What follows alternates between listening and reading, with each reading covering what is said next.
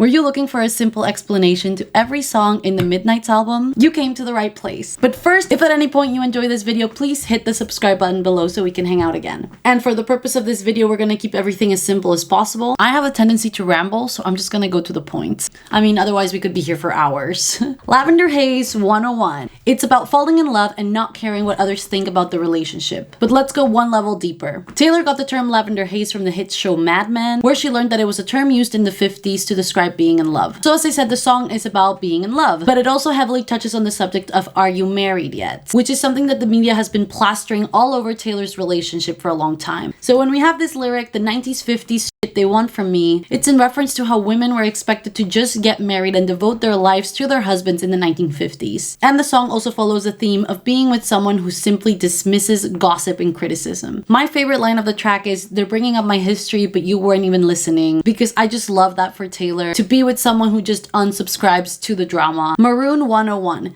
This song is about a relationship that had a smooth, natural start, but quickly grew into something more powerful. So powerful, in fact, that it was deceiving, and now results in a legacy of sleepless nights with running thoughts. So let's take a closer look at it. Taylor once felt that loving someone would be red, but down the line she realized that actually it's golden. Now in hindsight, she's able to see that the red she looked at so fondly was in fact so deep in shade that it was actually maroon. Like rust, broken, and not alive at all in the way she had idolized it in her head. My favorite lyric from this song is, I wake with your memory over me, that's a real fucking legacy to leave. Although when that last chorus plays, that takes the gold. Antihero 101. This song is about Taylor's self-hatred and insecurities. If we look at it a little bit closer, an antihero is essentially the main character of a play, book, or film that does not have traditionally heroic qualities. Taylor talks about how being reckless actually comes easier to her than looking at herself. The song essentially explores a fear of abandonment from her fans, friends, family, because of the way that the media keeps portraying her. Like they suggest that she disguises her narcissism as altruism, like a congressman.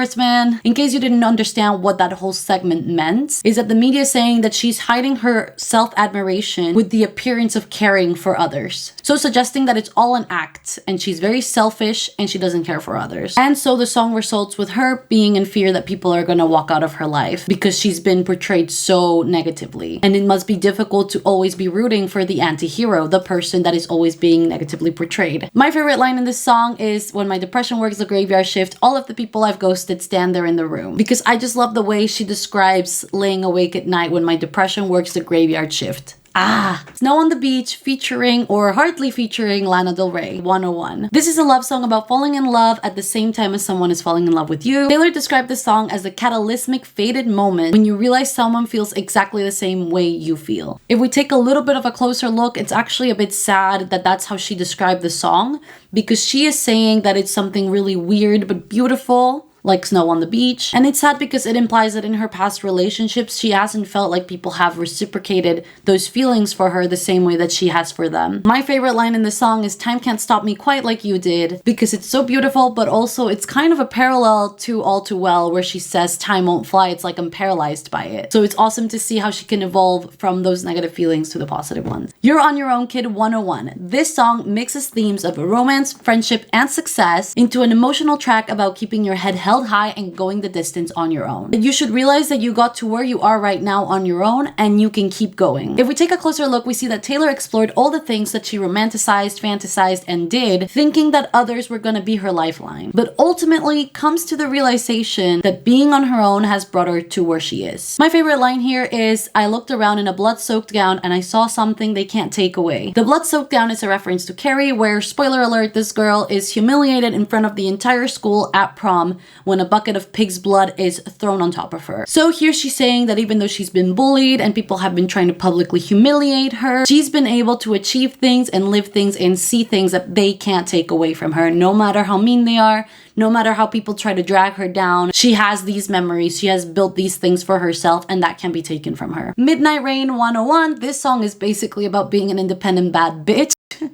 Kind of. It's about not pushing your own dreams aside for a guy or for anybody else, no matter how bright or nice they are. So let's take a slightly closer look at it. The song dives into the relationship where Taylor breaks the heart of a guy because he's too nice, and he's really just looking to settle down and get married. But Taylor didn't want to just be a bride. She didn't want things to just be comfortable. She wanted to make her own name and chase fame. So really, it's all about making these hard decisions in life where not everything is just about love. And you should be able to focus on your dreams and not have to settle for somebody if they're not looking for the same thing as you. You shouldn't be giving up your own things for somebody else. My favorite line of the song, of course, is "He wanted a bride, I was making my own name." I love it. Question 101. This song feels like a reflection. Looking back on a past relationship where questions were left unanswered, in particular about how things ended. If we take a closer look at the song, it starts with a sample from Out of the Woods, so it's implied that it's kind of a continuation of that story. In Out of the Woods, Taylor also asks questions repeatedly, so it does fall under the same type of theme. The lyrics also explore the theme of yearning or looking for something similar to what you had during that time. I feel like everything's just like second best. My favorite lyric on the song is, "I don't remember who I was before you painted all my nights, a color I have searched for since." How cute. Okay, we're halfway there. Who's still with me? Vigilante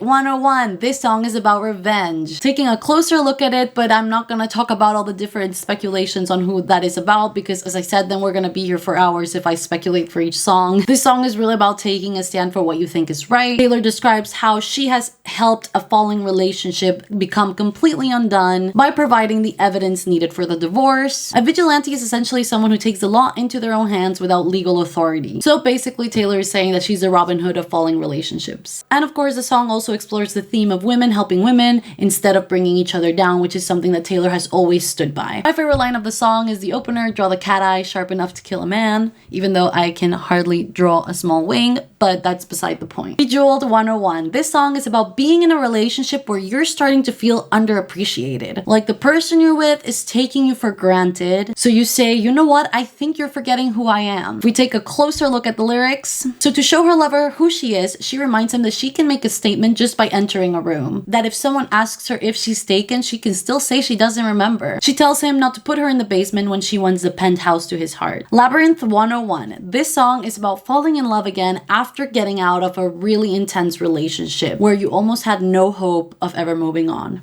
If we take a closer look at the song, in the verses she explores how she comforted herself, how she breathed slowly to calm herself down, but in the chorus she's awakened by the realization that she's falling in love again, and that everything is gonna be okay. My favorite line here is, "It only hurts this much right now, was what I was thinking the whole time," because damn. Karma 101. This song is about how karma comes in all shapes and sizes. It's not just what goes around comes around, it's also all the good things that come to you for being a good person. If we take a slightly closer look at the lyrics, we see that Taylor expresses all the different ways in which she feels she is rewarded for being a good person. Some fun things to point out, even though I said I wasn't going to be talking about speculations. Spider Boy, Scooter Braun. Karma is the guy on the screen coming straight home to me.